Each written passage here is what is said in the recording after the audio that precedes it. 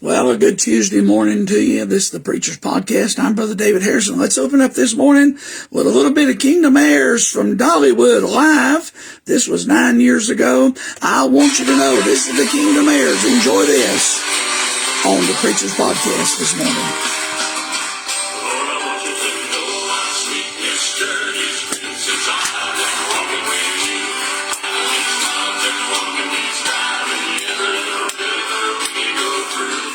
Oh, yes. That's when it's good with Authorized. That's when it's the best. Come on, guys. Sing it now.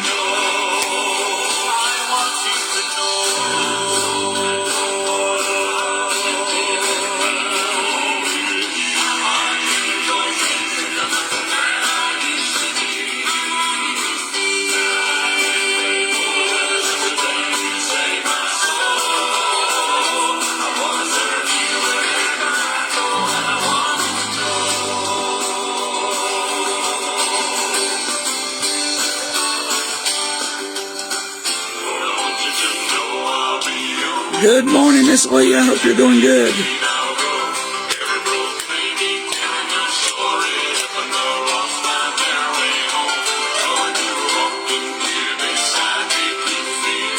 Good morning, Miss Stacy. Hope you're feeling better this morning. If you're not, you go see your doctor and what I told you last night.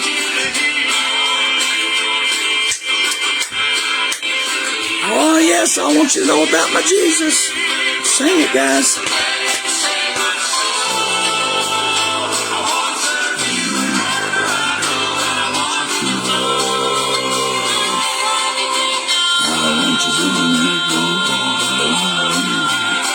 I want you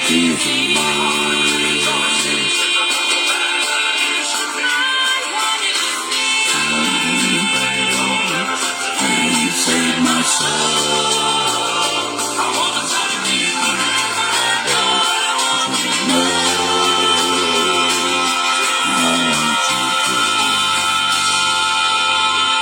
That's the Kingdom Heirs. Sing it again, boys. Round and around again. Turn it around.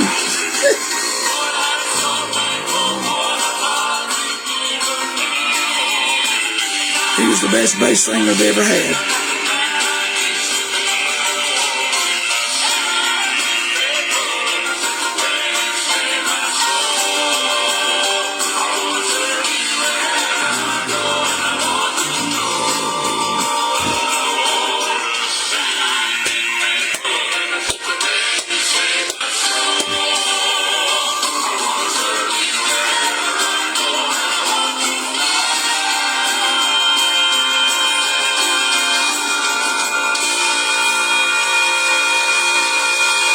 Well, that's the old Kingdom Heirs from Dollywood. That's when they were at their best. That's when Steve French and his brother that plays the bass were still with the group. And then the tenor singer is one of the best tenor singers they ever had. And then the guy singing bass. And Arthur Rice, who is now the song leader at Trinity Baptist Church over in Asheville. Arthur was singing the lead. He was the male vocalist of the year, so many times voted in the Southern Gospel Music Hall of Fame now. And now he's over that. He's the moderator, the host, and the spokesman for the Southern Gospel Music. Hey, Miss Phyllis Massengill, not seen you in a while. Hey, Brother John, hope you're doing well, Miss Phyllis. But that's when the Kingdom Heirs that are at Dollywood, they're there from March, the end of March, all the way through 1st of January. Then they travel January, February, March in churches and do other singings. But they're at Dollywood 3 to 5 times every day, singing at Dollywood, but they're not as good as they used to be. They still have a good sound, but they've got all new people except the drummer and the bass player. And the bass player is the brother of Steve, and Steve French committed suicide years ago. Such a tragedy, and I won't go into the details of it, but it was a sad story, and he and his family had split up, and he committed suicide with the lady he was dating or whatever, and they committed suicide together, double suicide. And it rocked the music world. It rocked Dollywood, and they were never the same after that. The Kingdom Heirs, they lost something when they lost Steve, and then Arthur retired from Dollywood. He was there every day for 20-some years. I knew Arthur when he was with the Kingsmen, And then he and his wife traveled solo for a while. And he's a member of Asheville at Trinity Baptist for years. This is where he worked out of. That was his home church. But Ralph Sexton was his pastor.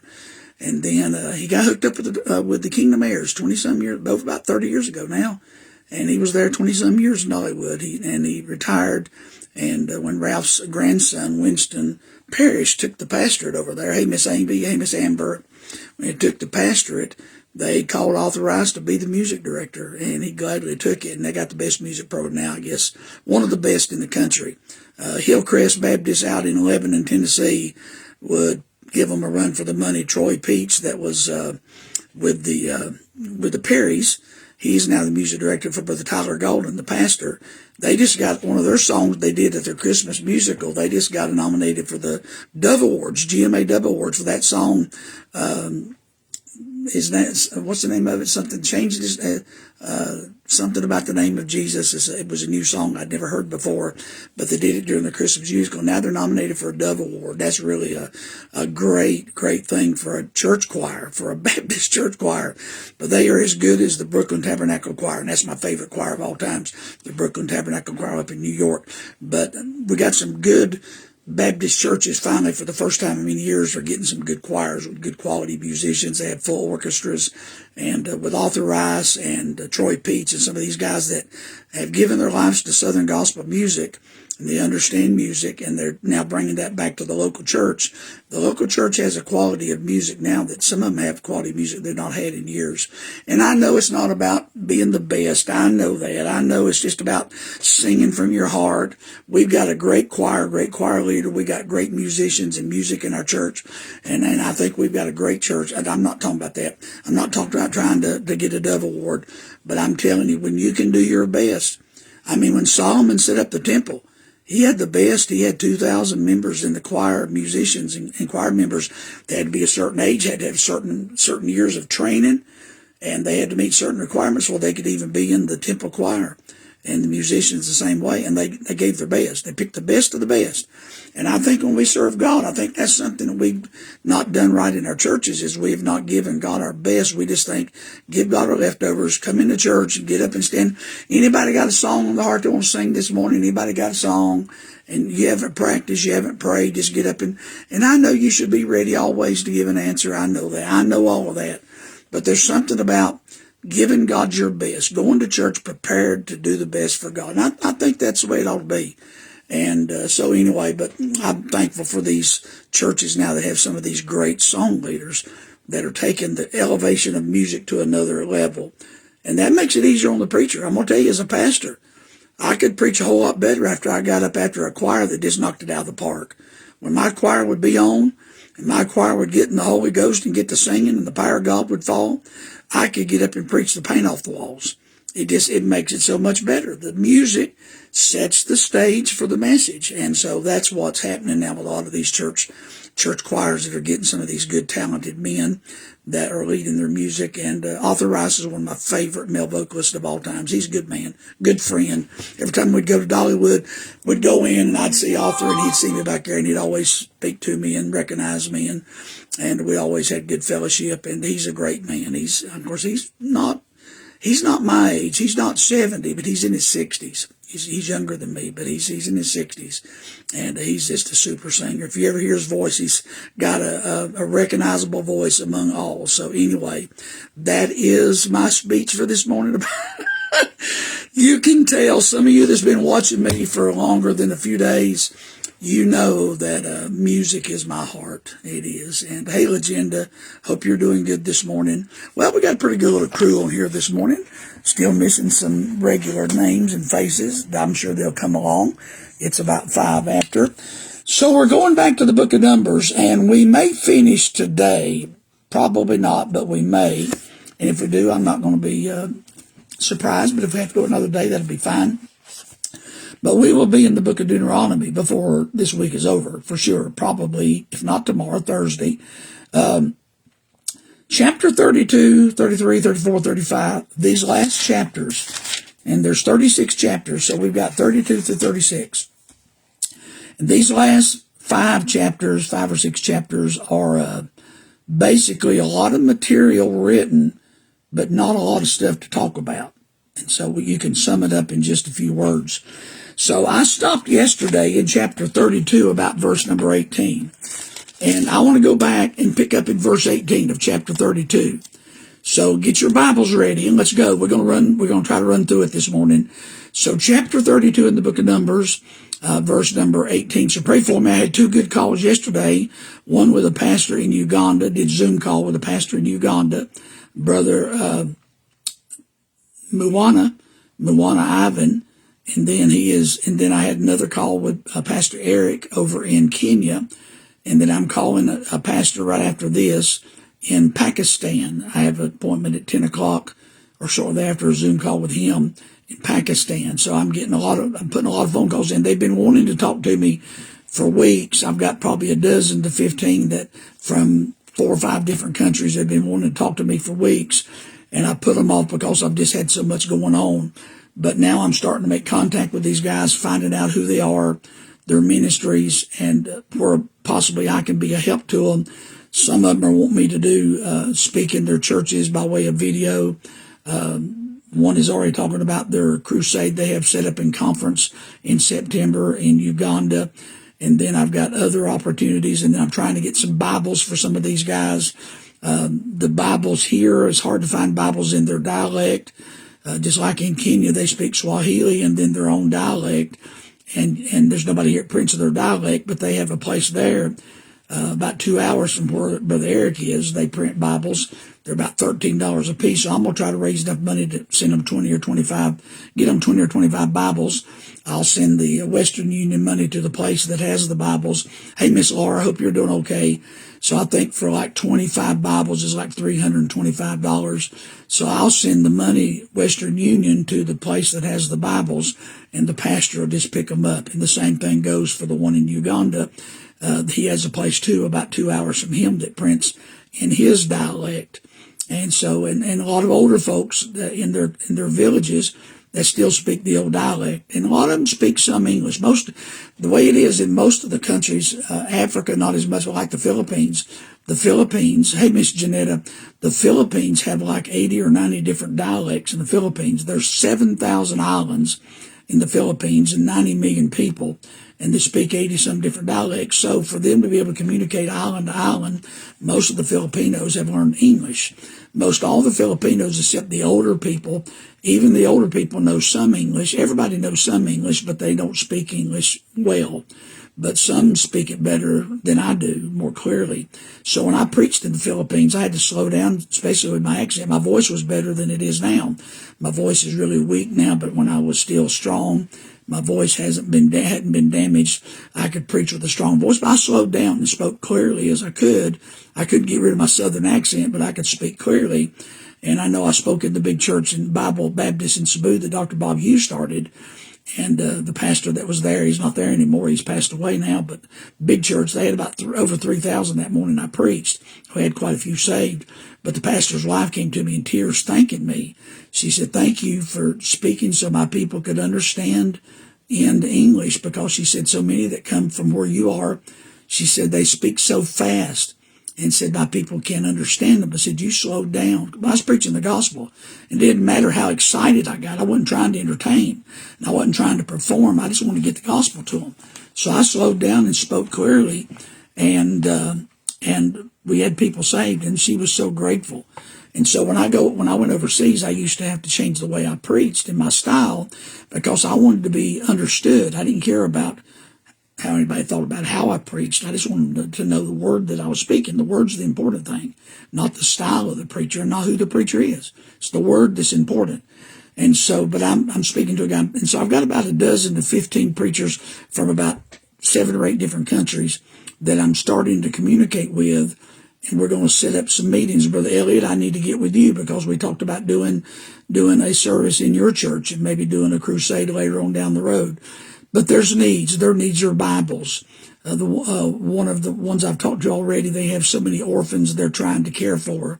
So they need money to educate them and to feed them and to clothe them. And but Bibles is the main thing. And then one church needs a sound system because they can't do crusades and really can't preach to many people in a congregation outside because they don't have a sound system. and sound systems are pretty expensive. I think the one that he needs, just a simple one's about $5,000. Hey, Brother Scott. So when you start looking, and then one preacher told me, said their church has a dirt floor, and when the rains come, they stand in mud. And that we take this stuff for granted. And when I hear this stuff, my heart breaks. And I can't do everything. I've already accepted the fact I can't meet the needs of all these men, but I can be a friend to them. I can pray with them, and maybe I can connect them with some people that can do some things. So Bibles are a good thing, and I can help get Bibles. And then my Bible Institute is going to help train men, and that's one reason I'm trying to contact as many of these guys as I can, because I want them to know that the Bible Institute is going to be available soon, and I want to be able to train them. I want to get their doctrine right. I want to make sure they're saved and make sure they're sound in their doctrine and make sure they're teaching their people. And then for them to teach their people's got to have Bibles, because the one pastor I talked to yesterday, he said very few people in my church have a Bible. They don't even have Bibles. So imagine going to a church and having 70, 80, 100 people and only 2 or 3 having Bibles. And it was that way in the Philippines. I went to the Philippines, that's what they wanted. Those young preacher boys said, bring us study Bible. We don't have Bibles. They would share Bibles. I'd give one Bible to one, and he said 4 of us are going to share it, because they didn't have Bibles. And so it's unbelievable, the needs. And every time I talk to one of them, I go away crying, just over the burden of how I've got probably 60 or 70 Bibles in my study. In these files back here, I've got Bibles that have been given to me, my people, special preachers. Older preachers are in heaven now. They signed them and gave them to me. People that had colleges. I spoke in Bible colleges for years, and every time I'd speak in a different college, they'd give me a Bible from that college or that church, signed by that great pastor. And I've got Bibles that were given to me by people, special Bibles, Rock of Ages, prison ministry. I've got Bibles from everybody. And I've got probably 75, maybe 100 New Testaments right here on my desk right here. There's 1, 2, 3, 4, 5. There's 6 Bibles on my desk right here, and I'm blessed. But when I talk to somebody like a pastor in a nation in Africa or in Pakistan or India, and his people don't have Bibles, I'm under conviction. So what can I do? Well, I can help them get some Bibles. And so in China, I have 2 friends that deliver Bibles underground in China, put their life in jeopardy for taking Bibles into China. And, of course, internet, but China limits the internet access for their people, but you can get the Bible on internet. But in some places like China, they restrict even the internet usage, and so some things are not accessible. But the Bible is, and thank God for internet, because a lot of places now can have Bibles by way of internet if they can get access to a computer or a phone. But some of these people are so poor they don't even have phones. They don't have access to it. And even if they have a computer, just like most of the pastors I talk to have to buy bundles for their internet service. They don't have internet all the time like I do. I have a phone that I have access to internet every day, 24 hours a day. I buy in my packages. I pay it every month. But if they have internet, they have to buy a bundle day by day or for a couple of days, enough to last for a day or two. They buy bundles because they don't have the money. They don't have the resources we do. Agenda, we take a lot of things for granted. We do. And so anyway, just sharing some of my heart this morning. So pray for me. This whole thing of starting this ministry and all the things that we're doing, and my team is working. My new book, by the way, the publishers have finished editing it. They're going to send me a copy today. I'll look it over. Once I approve it, it's going to go to print. It'll be available on Amazon probably in the next couple of weeks. And but my team is working so hard to get everything up and running. And the reason I'm doing this at 70 and starting a brand new ministry is because of the things I've just told you. There are so many needs, and there's so many people sitting on church pews and so many preachers sitting on church pews that are saying, I wish God opened up a door for me. The doors are open, men. They are needs everywhere. Open your eyes. This door is open to me, and I was looking for God to show me what to do. But when I started looking, I saw this door is already open. All I got to do is just build the channel through which I can do it. I can preach to the whole world anytime.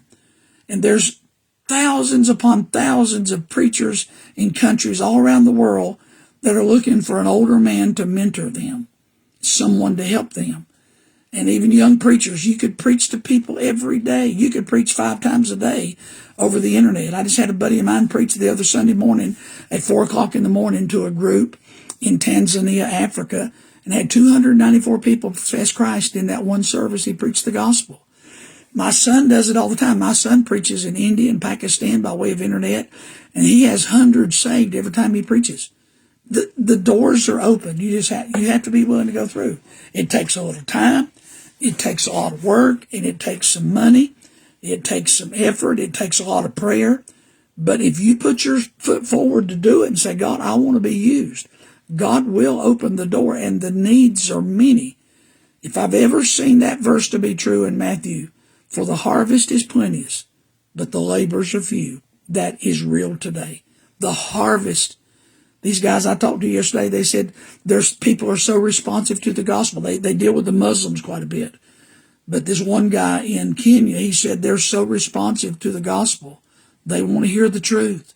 And so that's what I'm trying to do. So Numbers 32. Let's go to Numbers. Let's get started. Man, I've talked too much. Numbers 32, verse 18. Let's read just a little bit of this. I want to hit a couple spots, and then we'll go over into chapter 33. The Bible says, we will not return into our houses until the children of Israel have inherited every man his inheritance. So what are we talking about? We left off yesterday. The 2 tribes of Gad and Reuben did not want to cross over Jordan. They wanted to stay on the east side of Jordan. Now, the reason it sounds like it's backwards, but the way they're coming in, if you're looking straight ahead at Israel on a map, on this side of the Jordan River is what we call the land where Moses, the King's Highway. When I was in Jordan, I went down through Jordan. I went down into the desert on this side of the Jordan River, down into Petra. So Moses is coming through Mount Sinai and down through the mountain area, Aram, where he looks over into the Promised Land, is on this side. If you're looking straight ahead, it'd be on this side. If you're looking for you, it'd be on your right side. It'd be on the right side of Jordan.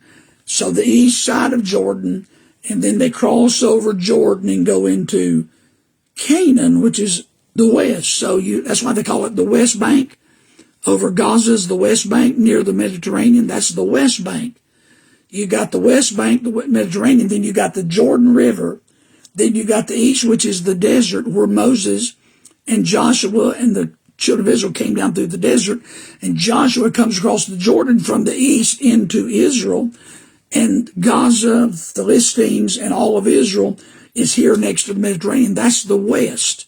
So they're coming in from the east. So these 2 tribes, Gad and Reuben, want to stay on the east side of Jordan. And Moses says, you mean you're going to let all your other brothers and sisters go in, hey, Miss Donna, and fight, hey, Miss Peggy, fight to get their possession, their inheritance, and you're going to stay here where it's easy and you're not going to fight. So they finally worked out a deal where Gad and Reuben said, we will, all the fighting men in our tribes, we'll go across Jordan with you, we'll help you fight. And when you finally are settled in your inheritance, when everybody has their land, when all the inhabitants are driven out of the land and you have your place and you've got peace and the battle's over, then me and my sons and all of us in our tribes will go back across to our women and children, and we'll go back to the land on the other side of Jordan on the east side. So Moses said, okay, I'm going to hold you to it. In verse number 20, Moses said, if you'll do this thing, you'll be armed before the Lord of war, and go and armed over Jordan before the Lord until he's driven out his enemies. Verse 22, till the land be subdued. And verse number 23, if you will not do so, behold, you've sinned against the Lord, and be sure your sin will find you out. That's the verse we always quote about your sins catching up with you, basically, as you reap what you sow. If you don't do what you say, don't keep your promise. If you don't go fight with us and don't do as you promise, then God's going to find it out, and you're going to suffer the consequences. Your chickens are going to come home to roost, so to speak. So, verse 24, they're going to build cities for their little ones and folds for their sheep, take care of their people, and then they're going to cross Jordan with Israel and help them fight until they get their possession. So it ends up being Reuben and Gad and a half tribe of Manasseh, which is the son of Joseph, the youngest son of Joseph. Half tribe of Manasseh stays on the other side. So 2.5 tribes stay on the east side of Jordan. 9.5 tribes cross over. It becomes a problem perpetually. It's going to be a problem forever.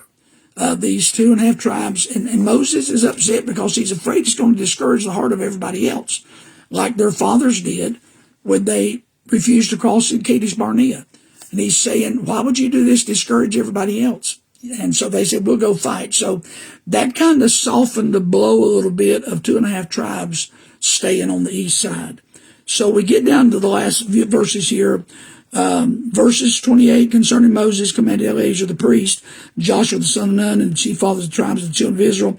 Moses said, if the children of Gad, the children of Reuben, will pass over Jordan, every man armed to battle before the Lord, and the land shall be subdued before you, then you shall give them the land of Gilead. So Moses instructs the high priest to do what he said, that if they do as they promised, then give them the possession on this side of Jordan, because Moses is fixed to go to heaven. So he's making sure this is going to be a statute that is kept, and that the priest is going to make sure this is done. So the children of Gad, verse 31 in Reuben, as the Lord has said to thy servants, so will we do. We'll pass over armed. And so they did. Verse 33, Moses gave unto them, even to the children of Gad, to the children of Reuben, and to the half tribe of Manasseh, the son of Joseph, the kingdom of Sihon, king of the Amorites, the kingdom of Og, the king of Bashan, and the land with the cities thereof in the coast, even the cities of the country round about. So Moses gave them the land they requested because they had defeated all of these kings.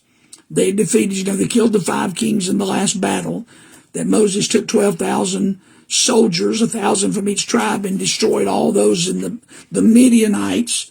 Those 5 kings were destroyed, and so these other kings, Og and Sihon, had already been destroyed and been killed. And so all of these, basically these lands and cities are not vacant, but they're not controlled by a king, because kings have been killed, and a lot of the people have been killed, and the Midianites have been totally wiped out except for the women and children, and they finished taking care of them. All the male children are finally killed. All that's left is the girls, the little baby girls, the little children girls, and the women that have not laid with a man, the virgin women. And they're going to be used as slaves and servants, but everybody else was killed. So they give them this land. So that basically is the end of chapter 32. Verse 42 says, and Nobal went and took Kenath. They've given a list of the places that certain people took in the tribes of Gad and Reuben and half tribe of Manasseh. Each one took certain places on the east side of Jordan, and this is just a list of the people and what they possessed. So it's not really anything that would apply to us, except just a lot of redundancy of so-and-so got this place, so-and-so took this city, this city, this city, fulfilling the promise of Moses that if they fought with the other children of Israel, they could possess this land as their inheritance. So now we've got chapter 33, 34, 35, and 36, which is the end of the book, and we've got 2.5 tribes that are going to stay on the east side of Jordan, and we've got confusion. It's going to be a problem. So I said yesterday in chapter 32, the problem you have is this is a new generation that are acting like the old generation, that are not wanting to cross over into their possession. So they work out a deal with Moses, but it does cause a problem. It creates a problem. Perpetually, for 1,500 years later, it even shows its head up again. And I closed out yesterday basically saying that a child of God has 2 choices where he can live. He can live on the other side of Jordan and never cross Jordan, and live in a spiritual wilderness and wander all of his life, and live off of manna and be sustained but never grow and never accomplish anything, and end up spending all your life in the wilderness and end up back at the same place you started with nothing to show for it. You have no houses, you have no land, you've got possession, but what good is possessions if you don't have a place to put them? And you're constantly moving, no place to call home. And that's basically what the spiritual life is for someone that does not cross over into the land of victory. They wander in circles. They never accomplish anything. They never have anything to show for it.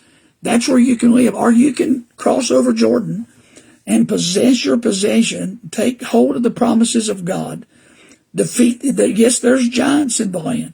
When you cross Jordan, you're going to face giants you've never faced before. But God promised victory. God promised that he would give you the land that he promised Abraham. God's done promised us as children of God, thanks be to God, which giveth us the victory. The victory is already ours. We just have to claim it. But many of us are satisfied in wandering in a wilderness. as long as we can get a little water out of the rock and get a little manna to sustain us, we'll murmur and complain and walk around in shoes and clothes, same ones that never wear out, but never have anything of our own. It's just circle walking, just counting time, counting steps, but in the same place, like walking on a treadmill.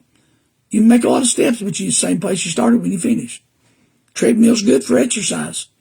But if you're trying to get from here to town and you're going to walk on a treadmill, when you get through after walking an hour, you're still on the treadmill. You haven't gone anywhere. And for a lot of people in church, they're walking on a spiritual treadmill. Oh, they're putting in a lot of effort. Man, they're moving. Man, they got it cranked up. They even put the elevation. Man, they're huffing and puffing, and man, they're making time. They're marking time, as the soldiers said, marking time. But when they turn the machine off, they right where they started. They haven't accomplished anything except an hour of walking, but no distance. You've not gone anywhere. And that's where the majority of the church is sitting today. They're sitting on a spiritual treadmill, marking time. But when they get ready to face God at the judgment seat, and God says, what have you accomplished? What have you done? And all you've done is walk on a treadmill. You've not done anything. No souls to lay at his feet. You've robbed him, tithes and offerings. You've robbed him of your talents. The things you could do, you've not done. The people you could win, you've not won. That rhymes. And you've wasted time. So this is where the church is today. And one of the reasons crossing Jordan is so important in typology is because crossing the Jordan is a type of identifying with the resurrection of Christ, of the death, burial, and resurrection. If you remember when they crossed Jordan under Joshua, they're going to put rocks and stones in the middle of Jordan. And then on the other side, they're going to put up a memorial. Why? Because when they go down into the Jordan River, they're identifying with the crucifixion of Christ, that they have been crucified with Christ. They were saved, redeemed, crossing the Red Sea. God brought them across the Red Sea. That's the divine work of God. God took them out of Egypt, took them across the Red Sea, destroyed the enemy, left the world behind, left Egypt behind, came across the Red Sea with a miraculous crossing, the waters parted. That's the type of the redemption. Passover, redeemed by the blood shed, put on the doorpost. Crossing the Red Sea is a type of redemption through the blood. But when you cross over Jordan, you're identifying with that you say, when I cross the Jordan, I want to possess my possession. I want to live in victory. I want to walk in the victory that I obtained by the resurrection and the death, burial, and resurrection of Christ. So when I go into the Jordan River, I'm identifying with the death of Christ. Jesus died in my place. I identify myself. I'm buried with him in the likeness of death. When I come out on the other side of Jordan, I'm resurrected into the newness of life, into a spiritual walk of victory. That's why Jordan and Canaan is so important. Hey, Miss Carol. And so they didn't do this. Now, I said that these tribes on this east side of Jordan this day, Reuben, Gad, and Manasseh half-tribe, they last for perpetually in the history of Israel because they show up again in the New Testament. Do you remember when Jesus told the disciples to get on the boat and go? He'd meet them on the other side? And then the storm hit, and Jesus came walking on the water. Peter walked on the water. And then they ended up on the other side in the land of the Gadarenes. And that's where the man that was in the tombs, cutting himself, that was demon-possessed by the demon Legion, 6,000 demons inside of him, and he was cutting himself, and no man could bind him. That was the land of the Gadarenes. You know where the Gadarenes come from? Gad? Gadarenes? You got any idea? That's the descendants of the tribe of Gad. They lived on the other side of Galilee, the other side of Jordan. Because Galilee, across Galilee, Jordan River runs into Galilee. Galilee spills out. Jordan River continues on down to the Dead Sea. That's the Jordan River. When you cross Galilee, you're crossing the Jordan River, going back into the desert on the east side. And on the east side of Galilee, on the east side of Jordan, dwelt the Gadarenes. Who are they? And what were the Gadarenes doing? When they cast the devil, when he cast the demons out of the man that was possessed, what did the demons beg of Jesus? Said, there's a herd of flock here, a herd of swine here. Let us go into the hogs. They needed a body. And they went into the hogs and they committed suicide. Joke, joke, joke, joke, joke, mic drop. The hogs ran, even a demon possessed a hog, and the hogs committed suicide. They ran straight into the water and died. Suicide. And the problem was, you had the descendants of Gad, the Gadarenes, tended to swine, which was not according to Jewish law. They were totally out of God's will, living on the world side in the desert, the Gadarenes. These are descendants of Gad. These are one of the tribes of Israel. And Jesus has to cast a demon out of a man who was of the people of Gadarene, the children of Israel, the tribe of Gad that did not cross over. They're a problem. They're on the other side of the Galilee. They're raising hogs. Jews. They were Jews. That's from this decision in chapter 32. The Gadarenes, the Gad tribe, didn't cross, and 1,500 years later, Jesus deals with them in the form of a man that is demon-possessed, and those demons run into the hogs that the Jews were tending there, the Gadarenes, which are Jewish descendants of the tribe of Gad. You didn't know that, did you? Hey, Miss Rebecca. See, you can learn something on this. I'm not just a dumb hillbilly country boy, although I am a dumb hillbilly country boy, but I do teach you something once in a while, and this is where the Gadarenes came from. This decision in Numbers 32 cost them down the road. They're totally out of God's will. They said, we'll stay over here and do the same thing y'all do over in Canaan. Not true. Because 1,500 years later, they're raising hogs, which is not what a Jew does. So, that's chapter 32. Now, chapter 33. Let's jump ahead right quick. Now, I could read chapter 33 verse by verse, and you would be bored. You'd probably cut off before the podcast is over. I want to read just a couple verses. So starting in chapter 33, verse 1, let's start and read a few verses. These are the journeys of the children of Israel, which went forth out of the land of Egypt with their armies under the hand of Moses and Aaron. So they've left Egypt, Passover night, April the 14th. They left Egypt. On the next day, Moses wrote their goings out according to their journeys by the commandment of the Lord. These are their journeys according to their goings out. So this is a record, a logbook of where Israel went, where Moses took them during their stint in the wilderness. Verse 3. They departed from Ramses in the first month, April, on the 15th day of the first month. That's the day after the night they were delivered, Passover night. Passover was the 14th. The 15th, they leave from Ramses. Ramses was part of Egypt. They leave from that Egyptian area on the 15th day of the first month, which is April, which is the day after Passover.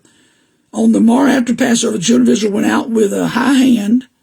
That's a phrase we've not heard in a long time. A high hand. They went out with a high hand in sight of all the Egyptians. In other words, they went out holding stuff in their hands. They went out totally victorious. They went out making a mockery of Egypt. Went out with a high hand. That's a phrase you ain't heard in a while. That's a Bible phrase. They went out with a high hand. Look it up. See what it means. It's interesting. And that's been passed down through the centuries. Verse 4. For the Egyptians buried all their firstborn while Israel is traveling in the wilderness going toward their promised land.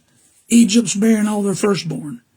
When the Lord had smitten among them, upon their gods also the Lord executed judgment. And the children of Israel removed from Ramses, that's an Egyptian god in a place, pitched in Succoth. They departed from Succoth and pitched in Etham, which is in the edge of the wilderness, and they removed from Etham and turned again. And the rest of it is the same. Verse 10. They removed from Elam and camped by the Red Sea. They removed from the Red Sea and encamped in the wilderness of Sin. They took their journey out of the wilderness of Sin and encamped in Dovka. So these entire chapter 33 is a record book, a log book, if you please, of all the places that Israel went under the leadership of Moses and Aaron. Now look at verse 51. Let's jump to the end of the chapter. And he says, verse 50, and the Lord spake unto Moses in the plains of Moab by Jordan near Jericho, saying, speaking to the children of Israel, and say to them, when you're passed over Jordan into the land of Canaan, then you shall drive out all the inhabitants of the land from before you, destroy their pictures, which is their idols, destroy all their molten images, quite pluck down all their high places, their groves, their altars, dispose the inhabitants of the land, dispossess dispossess the inhabitants. In other words, kill them, take away their land, and dwell therein. For I have given you the land to possess it, and you shall divide the land by lot for an inheritance among your families. And to the more you shall give the more inheritance, to the fewer you shall give the less. Every man's inheritance shall be in the place where his lot falleth, according to the tribes of your fathers shall you inherit. But if you will not drive out the inhabitants of the land from before you, then it shall come to pass that those which you let remain of them shall be pricks in your eyes and thorns in your side, and shall vex you in the land wherein you dwell. Moreover, it shall come to pass that I shall do unto you as I thought to do unto them. So Moses starts out chapter 33 with a log book of every place they traveled. There's very few records of what happened. We have just a few incidents we've talked about in the book of Numbers of things that happened, like the fiery serpents, like the plague that struck it, like the rebellion of Korah. A few incidents that took place, God records in Numbers. But basically, in 40 years of walking in the wilderness, this logbook tells every time they moved, where they camped, and where they went next. But he does not tell everything they did. 40 years of history, that's not written for us to know. So why did God even keep the logbook? What does that mean to me and you to read if you read all of chapter 33, what do you conclude applies to me after I read chapter 33? Here's the main point, that God keeps a record. That God sees everywhere you go. God watches every place you dwell. God knows every step you take. God is forever walking with you. This entire logbook is every place they went. And God is reminding us several thousand years later that there's no place we ever go and no place we ever dwell that God does not have a record. God is watching us. God keeps a record. We have a record book. That's what it's all about.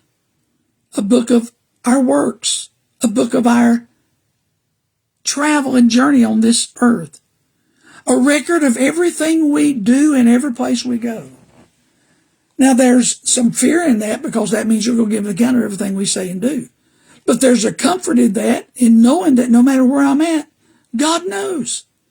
Because if God cared enough to write down every place they slept each night and every place the sole of their foot tread and recorded it for us to read, don't you think God cares about us the same?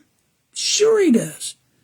So this log of journeys that we read about that's so monotonous to us, that only records just a few isolated incidents of things that happened, is a record of the places they camped and the places they traveled. But there's nothing about what took place.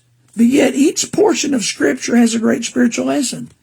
And this chapter teaches us, though it sounds like a roadmap, it's not interesting to read, it reveals that God noted and recorded every step that his people took.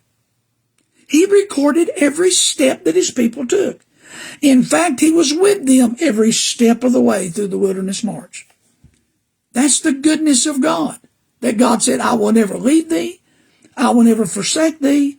And to prove that, God recorded every step of the journey of 40 years of rebellion of the children of Israel. So you had the log of their journey, everywhere they went, every time they camped. He was with them. Frankly, they weren't going with him. That is, and their hearts were rebelling against him. The whole 40-year journey was a rebellion against God. They weren't going with God, but God never left them. He never forsook them. They were walking contrary to God's will. They were not following God, but God was with them. That's why Psalms 23 is so wonderful, that verse is, surely goodness and mercy shall follow thee. We may not be following God, but God's following us. God's with us. Doesn't that comfort you? Doesn't that make somebody want to shout? There ought to be some amens and hearts and hallelujahs going on here. To know that God keeps a record of every step of his children. Mic drop on chapter 33. It's boring to us to read all the places they camped and the places they traveled and went from this city to that city. But it's God telling us, even in their 40 years of rebellion, walking away from my will, I still went with them and I recorded every step of the journey. And no matter where you end up in this life, God's going to be with you. Standing somewhere in the shadows of your rebellion, you'll find Jesus. Yes! So that's chapter 33. The skeptics raise questions. All of this stuff comes up in arguments about what's the importance here. People can say they think this is cruel and unfair, what God did when he talked about the possession of the land. But he tells them now, if you go in and you kill everybody. That's his last instructions to Moses in chapter 33. He said, when you inhabit Canaan, you destroy all the inhabitants. You drive them out. You dispossess them is the word. He said, if you don't, they're going to be pricks in your eyes. What does that mean? That means you're going to be like a thorn in your eye, thorn in your flesh, and a splinter or a piece of. It's kind of like I was in the hospital right before I started Bible college. I had my appendix out the old-fashioned way, the 6-inch incision, being out for 6 weeks and in the hospital for 5 days. My appendix ruptured as he was taking it out. I was so sick. He got it just as he took it out. It ruptured in his hands. He said, man, we were lucky. Well, he didn't say lucky. He said, man, we were blessed, is what he said, because he was a Christian doctor. And he prayed for me before I was rushed to the hospital. They didn't even take me they took me straight to the operation room. They got me ready in the operating room, got me undressed and prepared, and the surgeon come in already ready. He took his cap off and he said, let's pray. He said, you ready? I said, and he said, you're going to take a nice little nap and you'll wake up and it'll all be done. And he prayed for me, and I was in the room, a semi-private, back when they used to have semi-private rooms, you had to stay in a room with somebody else. You had to pay high money for a private room. Now all the rooms are private. But I was in the room with another guy that had a kidney stone. It wouldn't pass.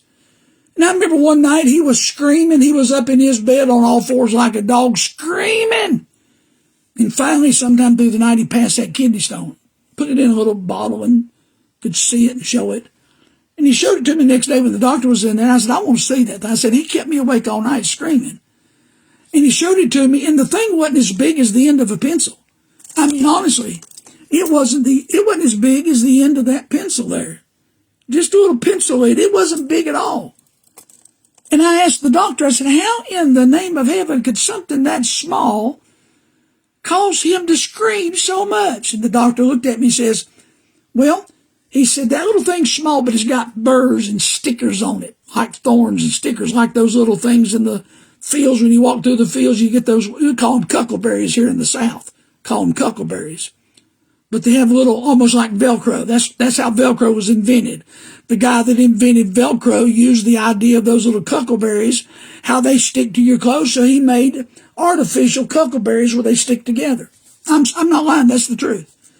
And so he said, it's got little stickers on it like those cuckleberries. He said, you don't think that hurts because it's so small, but he said, take this little thing and stick it in your eye and tell me what you think. And it kind of hit me. I thought, no. Because I've had just a little eyelash in my eye, or just a little tiny speck so small you couldn't see it get my eye, and it drive me crazy like it had a knife in my eye. He said, put that in your eye and tell me what you think. He said, same thing inside the urinary tract.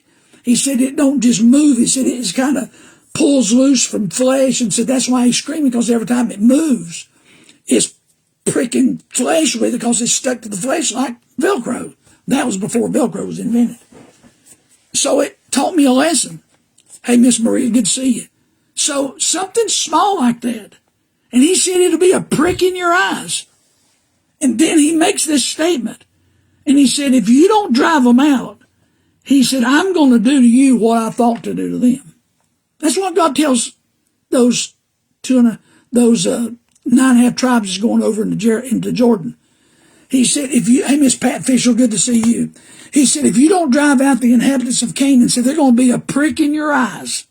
They're going to be a pain in your flesh, a thorn in your flesh. But he said, not only are they going to cause you trouble, but he said, I'm going to do to you what I intended to do to them. I'm going to judge you the judgment I intended to judge them if you don't destroy them. Now, That sounds harsh to you and me when we talk about killing all the children, all the women, all the babies. But you got to understand the history here. Let me teach you something here. This society that was in Canaan when they moved into Canaan was disease-ridden Canaanites. And Canaan, the land of Canaan, was at the crossroads of the world. The Middle East, Mesopotamia, all through that Middle Eastern area was the crossroads of humanity at the time. That's why Jesus came to Jerusalem and came into Israel, because Canaan was the crossroads of the world at the time. You weren't far north to Greece, Italy, Rome, and then Babylon was right down modern Iraq, Babylon, Iran, Assyria. I mean, all these places this was the crossroads of the world. And because Canaan was the crossroads of the world, it was disease-ridden because they were so wicked. It's Sodom and Gomorrah there, and Sodom and Gomorrah wasn't the only place filled with sodomites. Sexual promiscuity was everywhere in the land of Canaan. That's why when the Midianites, they spared the women, God was so mad because the Jews are going to marry these Midianite women, and they were possibly filled with disease because they were all wicked. It was such a promiscuous lifestyle in Canaan. So at this time, according to history and according to everything we can understand, it was a strategic land. The armies of the world have marched through this land more than once. Trade routes of the world go through this land, and the Canaanites had contact with a great number of people. They were disseminating their loathsome diseases everywhere they went. People came through there on their trade routes, but the sexual promiscuity of the Canaanites were spreading diseases with everyone that passed through their land. So God was going to put a new tenant in the land called Israel. The Jews were going to take over possessing the land. And for them to possess the land and be a holy people, God had to clean out what was there. The Canaanites were destroying God's property that was promised to Abraham. They were hurting all of mankind because they were passing their diseases to every person who came through that trade route and took a woman and did all kinds of sexual sins. And even if they didn't have sexual immorality with anybody, the diseases were so bad that even the food they ate or the things they touched, the places they stayed were so filled with diseases, and leprosy was a problem in Canaan as well. So God says, when you possess the land, you've got to dispossess these people. He even told them, even the houses that are still remaining, when you go into the land, you've got to burn the houses. You've got to clean everything up. Anything that you save from them, anything that you take as a spoil, you've got to purge it with fire and water, because it's disease-ridden from the sins of Canaan. So God is not a cruel God saying, destroy everybody I don't like. Kill them all, babies and all. He's not saying I'm doing it because I don't like them. He's saying I've got a people that I want to raise up as a holy people, going into a nation that I promised Abraham in Genesis, and the nation is unholy because of the sin. Hey, Stephen, hey, Mitzi and Thomas. It's so full of sin and it's so curse-ridden because of the filthiness that's there that I can't put my holy nation there until I clean all that mess out. So when you go in there, kill them all and dispossess them and purge the land, because if you don't, they're going to be a prick in your eye. They're going to be a thorn in your flesh. And if you don't kill them, I'm going to have to kill them, and I'm going to kill you with them, because you're going to get the same diseases they got. And I'm going to have to kill you with them. Don't come to me and say, God didn't have the right to do this. This was not an act of war and hatred. This was an act of mercy on God's part. God's destroying the Canaanites for the sake of the oncoming generations. That's the same reason God destroyed the earth with the flood. God was preserving future generations. Sin had so filled the earth, wickedness was on the hearts of men daily, and God said he absolutely regretted that he even made man. God didn't destroy the earth just to wipe everybody out because he gave them 120 years to get on the ark. God offered salvation to anybody that wanted it, but only 8 took it. But in those 8, God preserved the earth for my generation. I'm alive today because of 8 souls that got on the ark. So are you. That was not an act of hatred. That was a God of mercy. That God spared a world later that could live like we're living and enjoy things of life because the earth was being overtaken by sins. The sons of God and the daughters of men had corrupted the earth, and their thoughts were only evil continuing, and God hated that he even made man. So don't criticize God today. Don't sit in judgment on God. God didn't do this as an act of hatred. God did this as an act of mercy. So now let's go quickly. We've got about 10 minutes. These last 3 chapters, I'm not going to read them. 34, 35, 36. I'm not going to read them for the sake of time. Verse 34, chapter 34, verse 1, the Lord spake to Moses, command the children of Israel, when you come to the land of Canaan, this is the land shall fall upon you.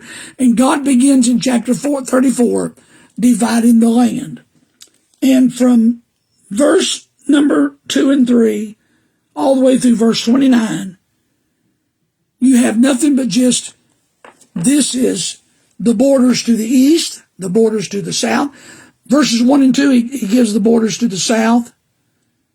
Verse 3, borders to the west. In verse 6, the borders to the north. In verse 7 through 9, and the borders to the east, verses 10 through 12. The Lord specifies who's to be responsible for the division of the land among the tribes. He said, these are the names of the men that shall divide the land, Eleazar the priest and Joshua the son of Nun. So Eleazar the priest and Joshua the son of Nun was responsible for dividing the land once they come into Canaan.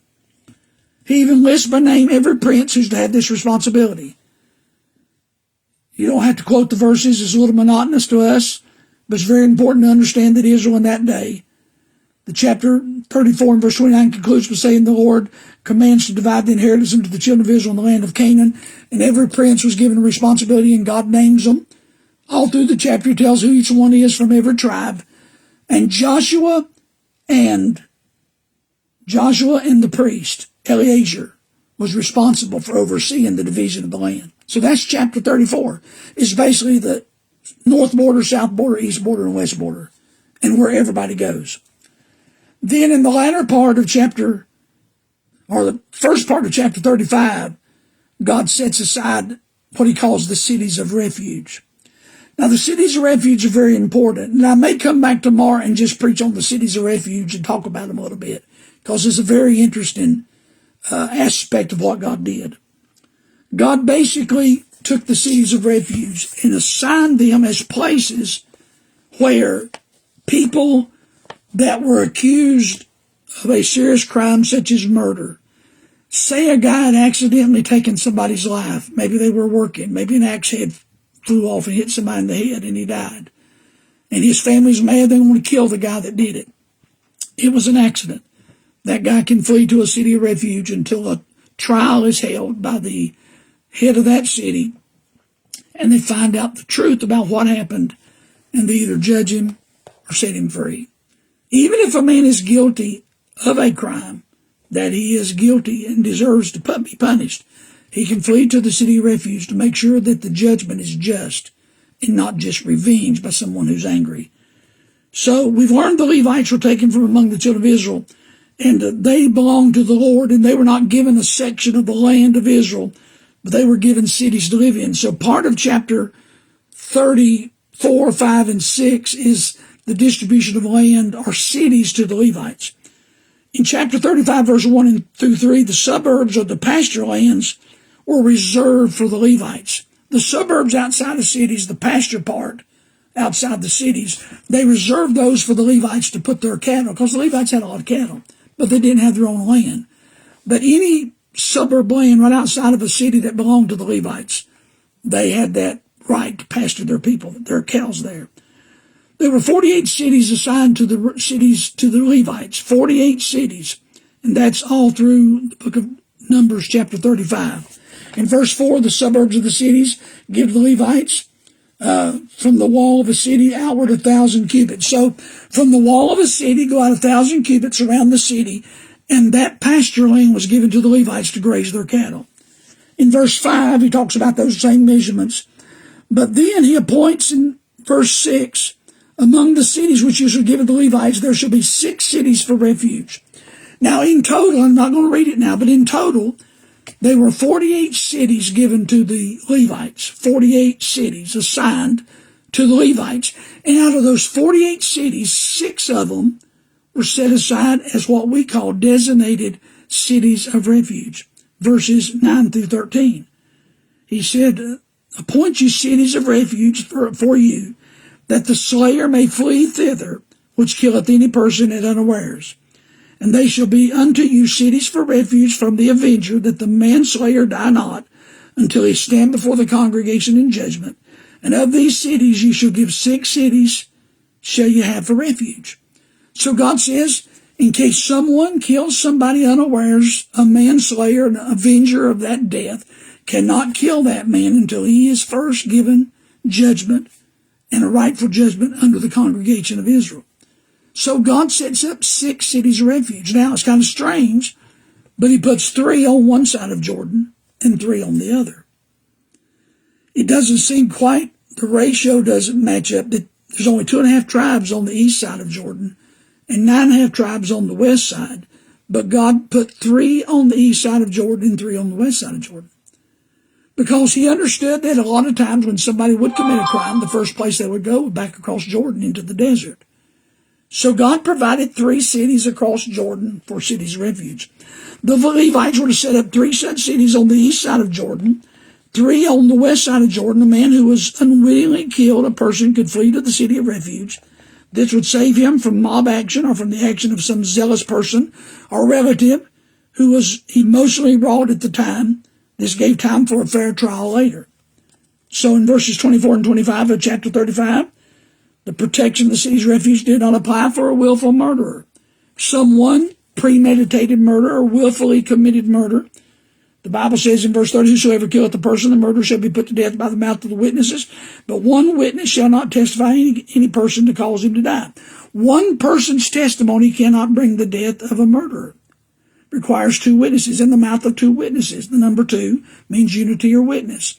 So in the Bible, one person could not testify, even if he was an eyewitness. There had to be 2 witnesses for a man could be put to death. The Lord gives this reason for these commandments. Verse 33 and 34. So ye shall not pollute the land wherein you are, for the blood, it defileth the land, and the land cannot be cleansed of the blood that is shed therein, but by the blood of him that shed it. Defile not therefore the land which ye shall inhabit, wherein I dwell, for I, the Lord, dwell among the children of Israel. So God said the reason I'm doing this because he said, the shedding of blood defiles the land, and I can't let you live, and I can't dwell among a people where the land is defiled by blood. So he sets up the city of refuge to take care of this. Now, we're going to stop there and come back tomorrow. It's already 2 minutes till 10. And we're going to talk about the law regarding the inheritance of the land. The chiefs of the families, the sons of Joseph, presents a problem to Israel and to Moses before Moses is taken to heaven. So we'll come back tomorrow. We will finish Numbers tomorrow and may start in Deuteronomy. So if you want to, you can read ahead in the first chapter of Deuteronomy as you finish up Numbers. Go back and read these chapters. I didn't read them for the sake of time because it's just the redundant. This, for instance, in chapter 34, verse 21 of the tribe of Benjamin, Eldad of the prince of the tribe of the children of Dan, Bucky of the prince of the Joseph, the tribe of the children of Manasseh, Haniel. He's just naming the princes of the tribes. He names those where each one has an inheritance. It's just a repetition. They're dividing the land and they're choosing the people to do it. In chapter 35 is basically the cities of refuge and how to deal with the avenger. And then you get to chapter 36. This as to all the inheritance. There's one final thing about all those that inherit the land. So we'll finish this tomorrow, Lord willing, and then we will start in Deuteronomy, probably the end of the podcast tomorrow. So I hope you've got some out of this. This is good stuff. It's kind of throwing a lot at you in a lot of chapters, but the chapters have a lot of verses, but there's not a lot of content to make an application. You understand what I'm saying? So there's no need for me to read 40 verses and take 1 minute to explain the whole chapter. So I just give you an insight of what's there, and then you can understand it. So, but I do encourage you to read the entire book. So if you have time between now and tomorrow, read these chapters, finish them up so you can read them. Thank you. I'm glad you are reading them. So read these chapters, and then tomorrow we'll start in Deuteronomy sometime before the podcast is over. Well, pray for me. I'm going to make another phone call to a pastor in Pakistan. Pray that God gives us a good call, that I can find some ways that I can be a help to this young man, as well as all the others we'll be talking to in the days ahead. I love you guys. Thank you for being my friend. Continue praying for me. Had a rough night last night. I'm not feeling 100% this morning, so pray God to touch me today. I love you. Y'all are a blessing. Thank you for being my friend. Pray about becoming a supporter. Our book will be out in a couple of weeks. I'll have an announcement in a couple of days when it's coming. You can pre-order. I'll have it ready for you in a couple of weeks. God bless you. I love you. Enjoy your day.